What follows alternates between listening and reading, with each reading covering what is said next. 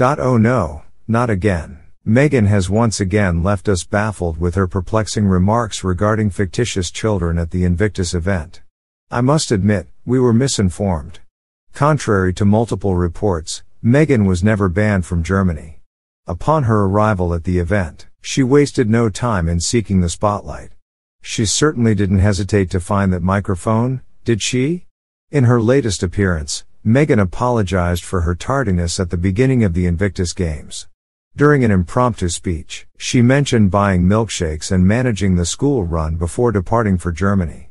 Prince Harry was also present but chose to take a back seat, allowing Meghan Markle to shine, as always.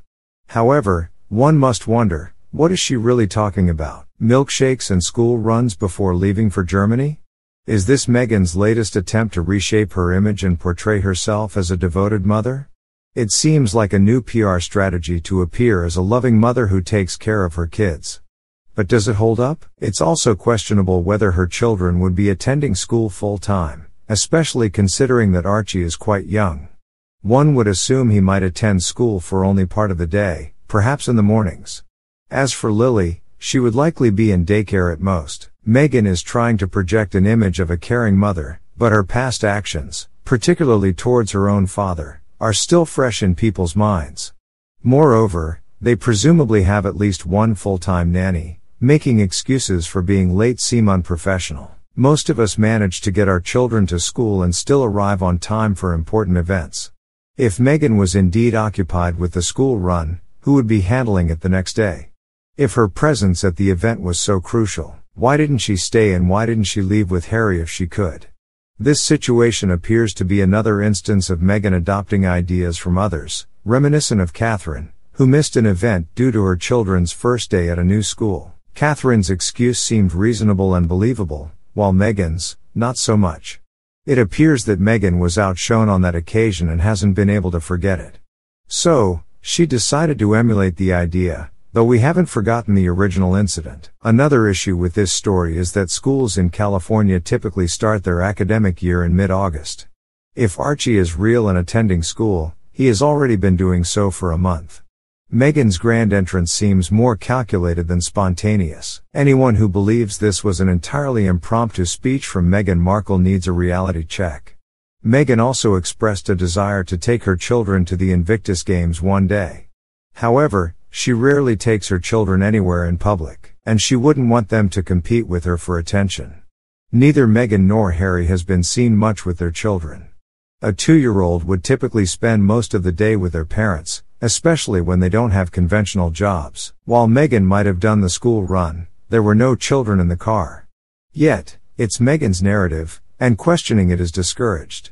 This seems like a slight to the veterans and hosts, apologizing for being late due to motherly duties. Meghan was addressing individuals who have endured severe injuries and PTSD, yet still manage to work every day. Most people at the event are parents who handle the school run and much more, often without nannies or assistants. Many of them live paycheck to paycheck, unlike Meghan. Her lack of understanding of their struggles is remarkable. As veterans with significant physical limitations gather for athletic competition, Meghan couldn't resist talking about her own challenges, which are quite ordinary for most parents. However, she also saw it as an opportunity for a fashion show, attempting to convince everyone that she's just like us, despite wearing clothing and jewelry worth more than many of those veterans will ever earn. Does she truly comprehend the challenges athletes face to participate in the games? Did she witness the camaraderie and sportsmanship on the sidelines? She arrived late and tried to provide relatable reasons, showing little respect. If I were a competitor, I would likely be offended. Meghan appears desperate for the spotlight and repeatedly tries to overshadow others. She even attempted to overshadow the late Queen, which was unrealistic.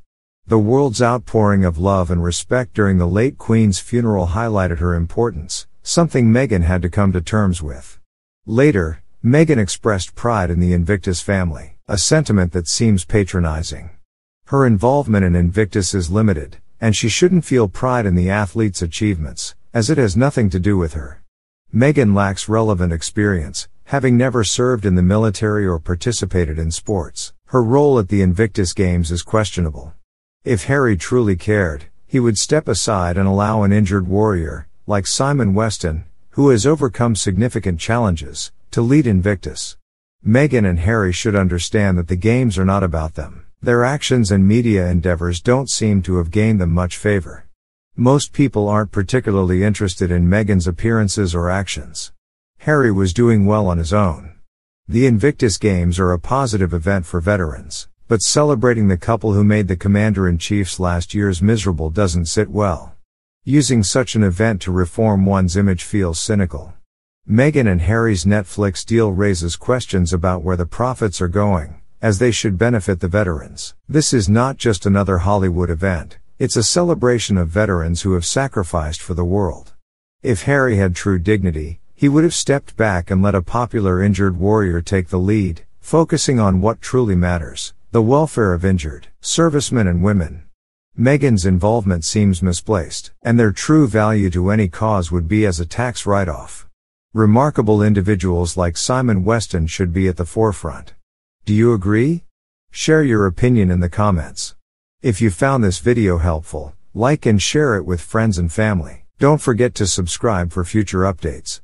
Thanks for tuning in, and have a great weekend. We'll be back tomorrow.